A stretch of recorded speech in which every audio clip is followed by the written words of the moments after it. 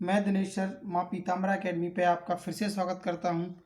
आज जो हम कवर करने वाले हैं एमपी पुलिस कांस्टेबल 21 अगस्त 2017 का पेपर कवर करने वाले हैं।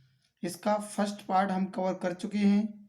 जिन्होंने फर्स्ट पार्ट को नहीं पढ़ा है, डिस्क्रिप्शन में लिंक दे रखा है, उस पर क्लिक करके आप 19, 20 और 21 अगस्त के सभी पेपरों को रीड कर सकते हैं। आज हम इसका 21 अगस्त का फर्स्ट शिफ्ट का जो पेपर है उसका सेकंड पार्ट कवर करने जा रहे हैं। देखते हैं आज का पहला प्रश्न। यदि चेयर को DIBJS से कोडित किया जाता है तो टेबल को कैसे कोडित किया जाएगा। तो इसमें ये देखना है हमें कोडिंग लग क्या रहा है। तो आपने देखा CHAIR चेयर जो लिखा हुआ है इसका नंबरिंग है 3, 8, 1, 9, 18। अब जो कोडित किया गया वो किया गया है DIBJS यानी 4, 9, 2, 10 और S का 19 यानी +1 का लॉजिक लगाया गया है। +1 का जब लॉजिक लगाया गया है तो आपने देख लिया, हमें इसकी नंबरिंग बहुत अच्छे से याद होनी चाहिए। T आपका होता है 20, 20 के बाद 21 आने वाला है। तो आपने देख लिया 2 ऑप्शन आपके खत्म होते हैं, आपके पास 2 ऑप्शन बचते हैं। तो आपने देखा 21 के लिए U, फिर 1 के बाद 2 आना है, +1 करना है तो ये आएगा V यानी कि B। और कोई और आप ये वाला ऑप्शन आपका होगा नहीं क्योंकि ये 4 दे रहा है। तो ऑप्शन नंबर ए आपका सही आंसर है इसका। देखते हैं अगला प्रश्न। नेक्स्ट क्वेश्चन दे रखा है प्लस के जो प्लेस पर यूज करना है वो गुणा यूज करना है, स्टार के प्लेस पे विभाजन, डिवाइड के प्लेस पर योग, बराबर के प्लेस पर ग्रेटर देन, माइनस के प्लेस पर ऋण। इनकी जगह पर हमें यूज करना है। ये जो दे रखा है बराबर के प्लेस पर माइनस आएगा, ये वाला इसमें किसी काम का नहीं है। तो अब कुछ नहीं करना, हमने सिंपली दोबारा से इन्हीं को ऐसे लिख दिया।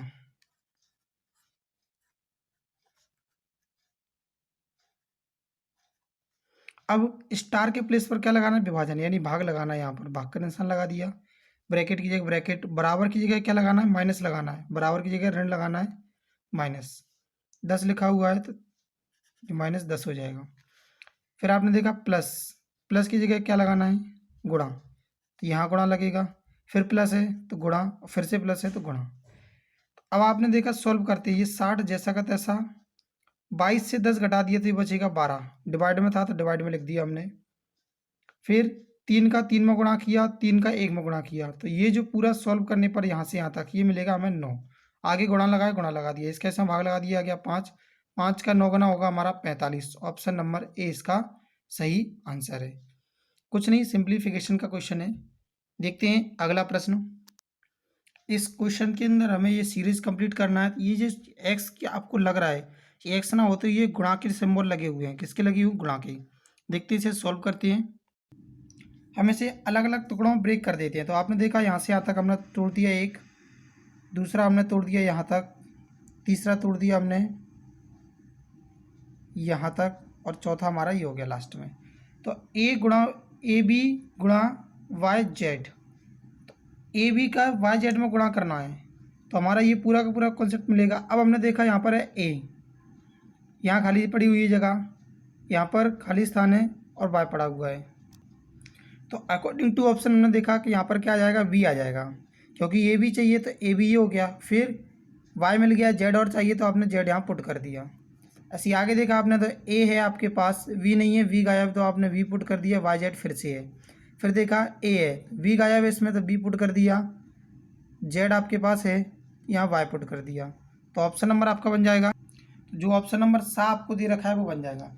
इसमें कुछ नहीं है, डायरेक्टली ये 4 संख्याओं के कॉन्सेप्टली तोड़ लिए गए हैं। ये जो 4 संख्याओं को है इन्हें तोड़ लिया गया है। यहाँ पर जैसे हमें AB और YZ ये एक साथ अगर गुणा करते तो इन संख्याओं को चारों को मिलना चाहिए। तो इसी प्रकार से हमने इन्हें चारों को अलग अलग लिख लिया। देखो ब्लैक कलर से मैंने इसको अभी भरा हुआ है, खाली छोड़ दिया था जो आपके फिलिंग द ब्लैंक्स थे उनको। और जो एक्स आपको लग रहा है एक्स ना होते हुए वो गुणा का सिंबल था, तो मैंने उसको रेड से यहाँ पर नोटेड किया गया है। और जो आपको पहले से दे रखा था उसको मैंने ब्लू कलर से लिखा हुआ है। ध्यान से समझ लें, अगर समझ में नहीं आया तो एक बार फिर से रिपीट करके देखें। ये 4 संख्याएं हैं केवल, गुणा करने पे आपको अगर इन सबका गुणा करेंगे तो क्या मिलेगा एक साथ, ABYZ। हमें यही 4 संख्या हर बार टारगेट करके प्राप्त करना है, इसमें इसमें इसमें और इसमें। तो देखते हैं अगला क्वेश्चन। क्वेश्चन में दे रखा है एक खास कोड भाषा में बीटा जेटा टेटा का अर्थ स्लो लोकल ट्रेन, जेटा जोटा पोटा का अर्थ फास्ट पैसेंजर ट्रेन, टू मेरा बेटा का अर्थ व्यू स्लो मोशन होता है। तो इस कोड भाषा में लोकल के लिए किस शब्द का प्रयोग किया गया है, तो देख लेते हैं किसके लिए किया गया है। तो इनको हमने क्या किया, इधर की जो संख्या है इनको इधर नोट कर लिया और इधर की जो कोडिंग है उसको इधर नोट कर लिया। तो सबसे पहले हमें फाइनली ये ढूंढना होता है कि हमें फाइंड क्या करना है। हमें लोकल का कोड देखना है, तो लोकल हमारा पहले वाली लाइन में लिखा हुआ है। अब देखते हैं हम पहली लाइन की किस किस से डाटा मैच कर रहा है। तो आपने देखा बेटा, ये जो बीटा लिखा हुआ है इसके अंदर बीटा और कहाँ मैच कर रहा है, तो आपका थर्ड वाले में मैच कर रहा है बीटा इधर। इन दोनों को हमने सर्कल से नोटेट किया है, इलिप्स के रूप में सर्कल बना लिया। तो इधर भी हमारा इलिप्स में हमने इसको कवर कर दिया, यानी स्लो स्लो इन दोनों में मैच कर रहा है, बीटा भी आपका इन दोनों में मैच कर रहा है। फिर आपने इन दोनों मैच किया तो आपका स्क्वायर में है जेटा और जेटा। इधर देखा आपने ट्रेन ट्रेन। अब आपके पास इधर बचा टेटा, टेटा के लिए क्या है लोकल। तो आपका ऑप्शन नंबर क्या हो जाएगा, डी। आंसर होगा इसका ऑप्शन नंबर डी। आपका डी जो है मैच कर रहा है। ये कोडिंग डिकोडिंग का क्वेश्चन है, काफ़ी बार इसमें हर पेपर में आता है इसका क्वेश्चन। अच्छे से समझे, बहुत सिंपल है। देखते हैं अगला प्रश्न। एक कोड भाषा में ब्रिंग मी वाटर का अर्थ है काई पू ले, डोंट वेस्ट वाटर का अर्थ है डू की मा, ब्रिंग द वुड का अर्थ है ले था शे होता है। इस कोड भाषा में हमें ब्रिंग के लिए किस शब्द का इस्तेमाल किया गया है, हमें फाइंड करना है कि ब्रिंग के लिए किसका यूज किया गया है। तो देखिए समझ लेते हैं इसको। तो हमने देखा इधर का पूरा भाषा हमारा इधर लिखा हुआ है और इसकी कोडिंग इधर लिखी गई है। हमें ब्रिंग का फाइंड करना, तो देखा ब्रिंग कहाँ लिखा हुआ है, यहाँ और यहाँ। इन दोनों में क्या मैच कर रहा है, इधर ब्रिंग मैच कर रहा है, इधर क्या मैच कर रहा है, ले LE। तो आपने देख लिया ऑप्शन नंबर डी इसका भी आंसर होगा। बहुत ही इजीली क्वेश्चन है ये। देखते हैं अगला प्रश्न। देखिए अगला प्रश्न दे रखा है आपको माइक्रोस्कोप में प्रत्येक अक्षर को वर्णमाला श्रृंखला के पूर्ववर्ती अक्षर से प्रतिस्थापित किया जाता है। तो परिवर्तित शब्द में 8वां अक्षर क्या होगा। देखिए पूर्ववर्ती का अर्थ होता है एक शब्द पीछे जाना है। जैसे ये लिखा हुआ है हमारा एम से पहले हमारा N आता है, तो हमें एक अक्षर पीछे जाना है। तो यहाँ पूछा गया परिवर्तित करने के बाद 8वां अक्षर क्या होगा। तो देखिए सबसे पहले तो हम 8वें अक्षर पर चलते हैं। 1 2 3 4 5 6 7 8। 8वां अक्षर हमारा क्या है, O। अब O से जस्ट पहले क्या आएगा, ये हमारा 15वां अक्षर है, तो 14वां अक्षर आएगा और 14वें पे क्या होगा, N। तो ऑप्शन नंबर ए इसका आंसर होगा। कुछ नहीं करना है, 8वें अक्षर पर जाके उसका पीछे वाला जस्ट अक्षर कौन सा होगा, ये 15वां अक्षर है तो 15वें से पहले आता है 14वां, तो आंसर हो जाएगा हमारा ऑप्शन नंबर ए। अब देखते हैं नेक्स्ट क्वेश्चन। क्वेश्चन दे रखा है महेश एक दुकान से 654 रुपये में एक कमीज़ खरीदता है, बिक्री कर की दर 9% है, यानी टैक्स जो है 9% लगाया जा रहा है। वह दुकानदार को शर्ट इतने रुपये कम करने को कहता है कि जिससे वह बिक्री कर के साथ शर्ट को 654 रुपये में खरीद सके। तो शर्ट की कीमत में की जाने वाली आवश्यक कमी है। देखिए दुकानदार ये चाहता है कि मुझे 9% इस पर टैक्स मिल जाए, जबकि खरीदने वाला जो कस्टमर है वो चाहता है कि मुझे इस पर क्या है 9% जो है बिक्री कर टैक्स ना देना पड़े। तो वो चाहता है कि हमारा जो टैक्स लगने वाला है वो इसी के अंदर इंक्लूड हो जाए। ये वास्तव में देखा जाए तो ये 100% इसकी अगर कीमत होती, तो अब इसके अंदर 9% क्या आपका टैक्स लगा चुका है, तो ये जो वैल्यू निकल कर आएगी वो कितने के बराबर आएगी, 109% के बराबर आएगी। तो आपने देखा 109% बराबर कितना है, 54। तो 1% का वैल्यू निकालते हैं यहाँ से, तो 1% बराबर आ जाएगा 6। और हमें जो टैक्स लगाया था वो कितने का लगाया था, 9% का, वही तो कम किया गया है। तो आपने देखा 9% का वैल्यू कितना आएगा, 9 का 6 गुना कर दिया आपने, तो ये निकल कर आएगा आपका 54 रुपये। तो ऑप्शन नंबर दूसरा इसका आंसर है। केवल 54 रुपये की उसने कमी की है, तब जाकर उस क्या है जितने में देना था उतने में ही दे दिया। देखते हैं अगला प्रश्न। क्वेश्चन दे रखा है मैं 500 तथा 700 के बीच ऐसी कितनी संख्या हैं जो 6 से आरंभ या समाप्त हो, यानी या तो 6 से स्टार्ट होती हों या 6 से ख़त्म होती हों। तो आपने देखा सबसे पहले 6 से शुरू होने वाली संख्या क्या है, 506।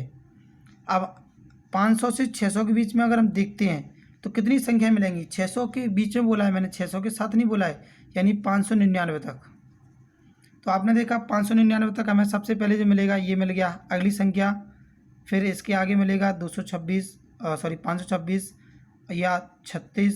इस प्रकार से हमें लगातार जो है यहाँ तक जो है 10 संख्याएं मिल जाएंगी। कितनी मिल जाएंगी? 10।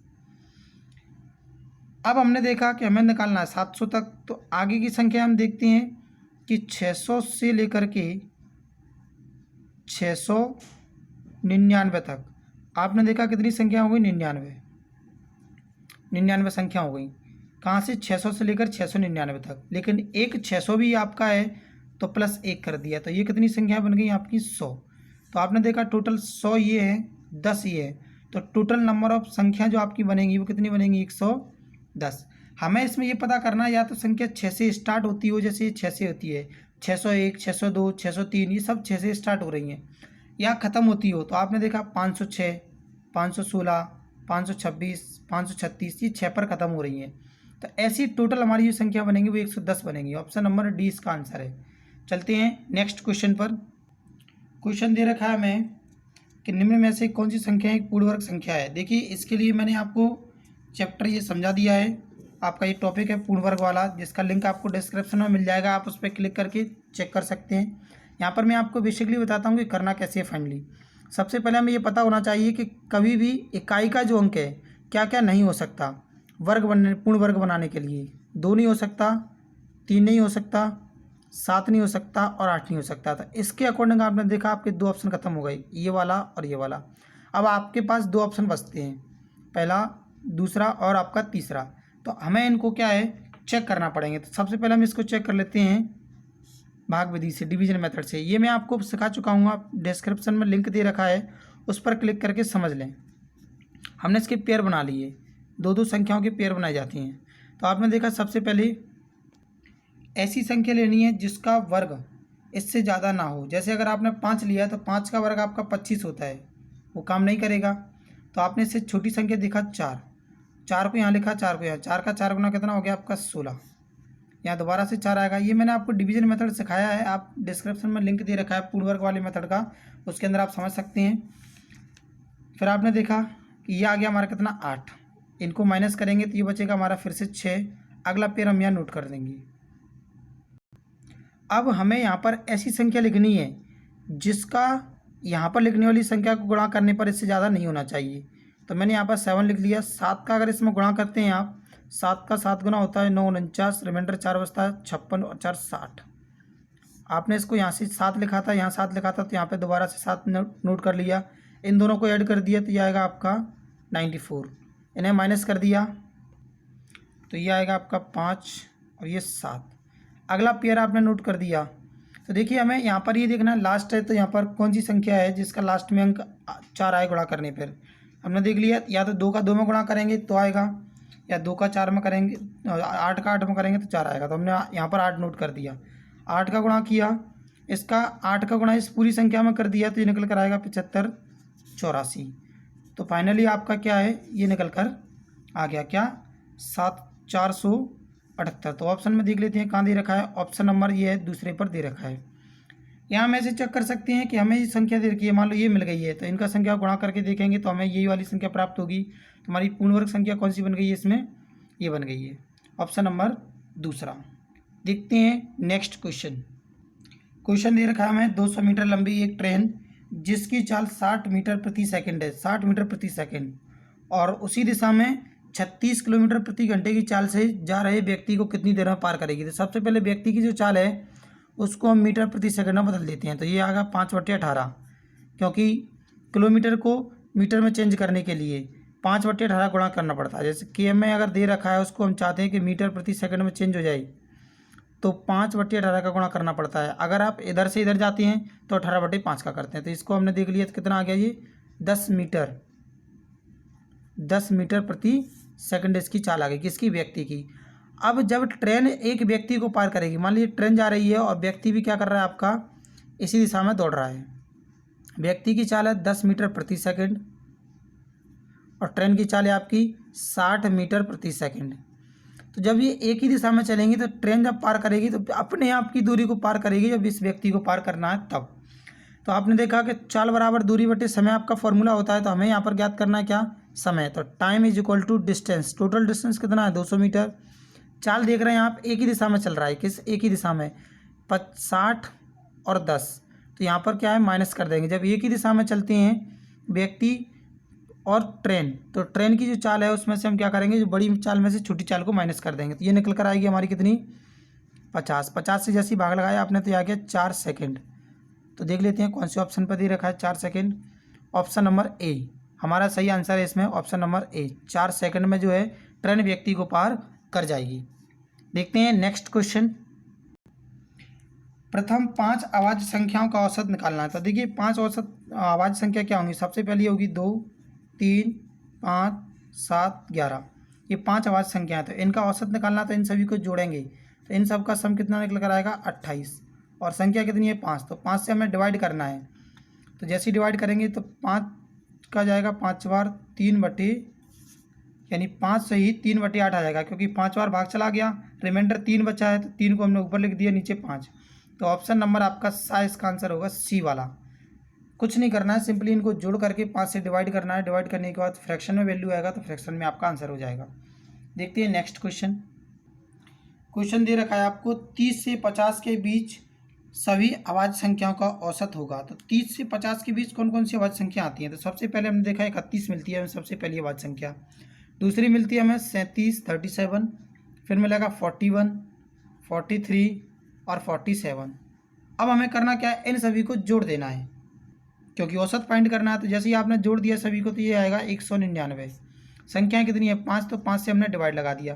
देखो अगर 200 होता तो 40 बार चला जाता। हमें पता है कि एक के कितने टुकड़े करनी है, एक के 5 टुकड़े करनी है। जब 5 टुकड़े करोगे तो कितना 0.2 आएगा, यानी 40 में से 0.2 कम कर दें तो आपका आ जाएगा 39.8। ये लॉजिक आप ऐसे लगा सकते हैं, नहीं है तो आप सिंपली भाग तो दे ही सकते हैं कि 5 का भाग इसमें लगा दिया, तो आपका निकल कर आएगा 39.8। ऑप्शन नंबर सी इसका आंसर है। देखते हैं अगला प्रश्न। क्वेश्चन में बोला गया है एक सेब की संपत्ति में बच्चों के हिस्सों का अनुपात 2/3, 1/2 और 3/5 के अनुपात में है दिया गया है। अधिकतम और न्यूनतम हिस्से के बीच में 15 मिलियन अरबी दिनार का अंतर है। तो उस बेटे का हिस्सा कितना है जिसे ना तो अधिकतम मिला है और ना ही सबसे कम मिला है। तो देखिए सबसे पहले हमें ये समझना है कि इनके जो अनुपात दे रखे हैं उनको कैसे डिवाइड करें। 3 बेटे हैं, तो आपने देखा सबसे पहले बेटे को मिला यहाँ पर 2/3, दूसरे को 1/2 और तीसरे को 3/5। इन्हें हम प्रॉपर अनुपात में बदलते हैं। तो प्रॉपर अनुपात के लिए इन संख्याओं का एलसीएम लेते हैं। क्या लेते हैं, एलसीएम। एलसीएम आएगा 30, क्योंकि 6 और 6 का 5 गुना 30। आपने देखा एलसीएम कितना आ गया आपका 30 आ गया। तो इस 3 का भाग इसमें लगाया 10, 10 का गुणा 2 में कर दिया तो ये निकल कर आएगा 20। 2 का भाग इसमें लगाया 15, 15 का गुणा 1 में किया तो ये आ गया 15। 5 का भाग इसमें लगाया 6, 6 का 3 गुना किया तो 18। ये आपकी जो है उन तीनों उसके तीनों बेटों के हिस्सों का अनुपात आ गया। अब सबसे कम किसको मिला है, इसको, और सबसे ज़्यादा इसको मिला है। तो इन दोनों में जो अंतर है वो अंतर बोला गया कि 15 मिलियन अरबी दिनार का, लेकिन हमारी नज़र में कितने का अंतर है 5 का। तो 5 यूनिट बराबर या 5x बराबर 15, तो 1x का मान कितना आ गया 3। एक जो x का मान निकला है वो निकल कर आ गया 3। हमें मान निकालना है 18 का, तो 18 का 3 गुना कर दिया आपने तो कितना आ गया 54। अब जिसमें भी दे रखा हो रुपए में दिया होता तो रुपए में लिख देते। यहाँ दे रखा है मिलियन अरबी में, तो आप लिखेंगे यहाँ पर मिलियन अरबी। तो देख लेते हैं 54 मिलियन अरबी इसका आंसर होगा। ऑप्शन कौन से में दे रखा है, ऑप्शन नंबर सेकंड पर हमें ये आंसर दे रखा है, दूसरा वाला आंसर हमारा होगा। ये जो डिफरेंस था इन दोनों में 5 का डिफरेंस था, यहाँ दे रखा है 15 का, तो भाग लगा दिए 1 यूनिट का मान आपका 5 आ गया था, या 3 सॉरी। तो 3 का गुणा आपने 18 में कर दिया, क्योंकि हमें न तो अधिकतम बताना ना न्यूनतम बताना है, हमें बताना जो मिडिल में रहा है। तो मिडिल में कौन रहा है 18, 18 का 3 गुना होता है 54। ऑप्शन नंबर आपका सेकंड है। देखते हैं नेक्स्ट क्वेश्चन। क्वेश्चन दे रखा है आपको एक व्यक्ति एक बाइक 50,440 में खरीदता है जिसमें बिक्री कर भी शामिल है, यानी टैक्स दे रखा है, इसने कितना टैक्स दिया 4%। तो इसका वास्तविक कीमत बताना है कि वास्तव में थी कितने की बाइक। तो आपने देखा कि 50,440, इस पे आपने 4% टैक्स दिया है, तो ये जो कीमत थी आपकी 104% के बराबर थी, तो आपने 104 का डिवाइड कर दिया। और कोई भी कीमत होती है वास्तव में वो 100% होती है, तो 100 ये लिख दिया। इसका डिवाइड इसमें किया आपने, तो ये चला गया आपका कितनी बार 8 4 5, इन दोनों का मल्टीप्लाई कर दिया तो आंसर निकल कर आएगा 48,500 रुपये का। ऑप्शन नंबर ए आपका सही आंसर है। देखते हैं नेक्स्ट क्वेश्चन।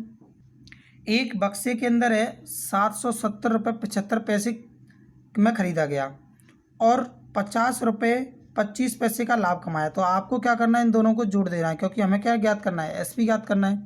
तो 75 पैसे और 25 पैसे, तो ये तो पूरा 1 रुपये बन गया आपका।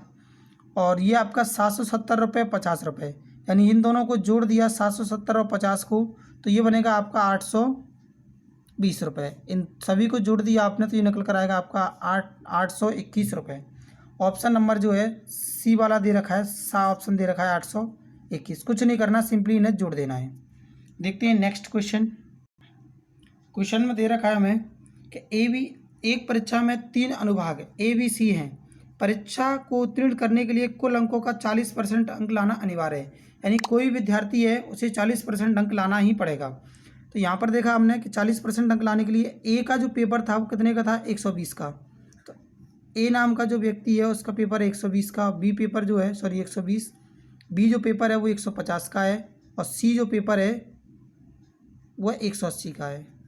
तो 180, तो हमने ए बी सी तीनों का अगर जोड़ दिया, ए बी और सी तीनों को जोड़ दिया, तो इनके जो अंक होते हैं वो होते हैं 450। तो 450 का कितना चाहिए हमें, 40%। तो 450 गुणा 40/100, 0 से 0 0 0 कैंसिल, तो ये निकल कर आएगा हमारा 180। 180 निकल कर आएगा हमारा। हमें कितने अंक चाहिए, 180 कुल मिलाकर। अब देखते हैं आए कितने अंक हैं। तो ए ने जो अंक प्राप्त किए हैं वो 84 किए हैं, और बी ने अंक प्राप्त किए हैं वो 40 किए हैं। तो ए ने 84 और बी ने 40, इन दोनों ने मिलकर कितने अंक प्राप्त किए, 124। तो इन दोनों का डिफरेंस है कितना, 56। तो ये जो 56 अंक है ये किसने प्राप्त किए हैं, सी ने अंक प्राप्त किए हैं, तब जाकर वह पास होगा। तो ऑप्शन नंबर आपका सही है सी। देखिए इस क्वेश्चन का निकालना भी सी को था और ऑप्शन भी सी आ गया, तो आंसर है आपका 56। देखते हैं नेक्स्ट क्वेश्चन। एक जंगल में 30% बंदर हैं, 40% हिरण है, 10% भेड़िए है और 20% शेर हैं। यदि सभी 100 हिरण जंगल में पकड़ लिए जाएं तो जंगल में कितने शेर है। तो देखो यहाँ पर दे रखा है हमें 40% हिरण दे रखे हैं, यानी 40% जो दे रखे हैं वो कौन दे रखा है, हिरण। और हमें ये पता करना है कि ये हिरणों की संख्या अगर 100 दे रखी है, कितनी दे रखी है, 100 ये दे रखी है। और हमें पता करना है जंगल में कितने शेर हैं, तो शेर हमारे कितने थे, 20%। तो 100%, 40% का मान 100 है, तो 20% का मान क्या करेंगे, आधा कर देंगे, कितना आ जाएगा, 50। ऑप्शन नंबर ए इसका सही आंसर होगा। देखते हैं नेक्स्ट क्वेश्चन। क्वेश्चन में बोला गया है ABC क्रम से जो कार्य को करते हैं 24, 16 और 12 दिनों में पूरा कर लेते हैं।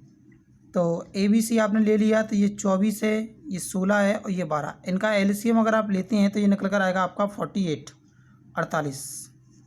24 से भाग लगा दिया 2, 16 से भाग लगा दिया 3 और 12 से भाग लगा दिया तो 4।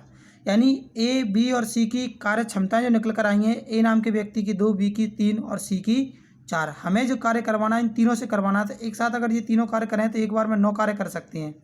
टोटल कार्य हमारे पास 48 है, 9 से हमने डिवाइड कर दिया, तो ये जाएगा 9 से डिवाइड करने पर 5 बार, 9 का 5 गुना 45, रिमाइंडर बचा 3 और बटे में आ गया कितना, 9।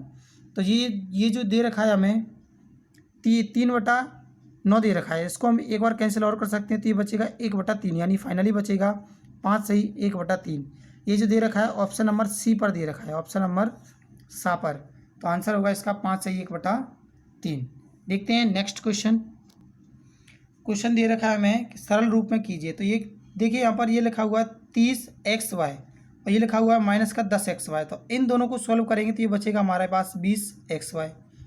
ये लिखा हुआ है 20yz और माइनस का 5yz। तो इसको आपने सॉल्व किया, 20 में से 5 घटा दिए तो ये बचेगा प्लस का 15yz, सॉरी yz।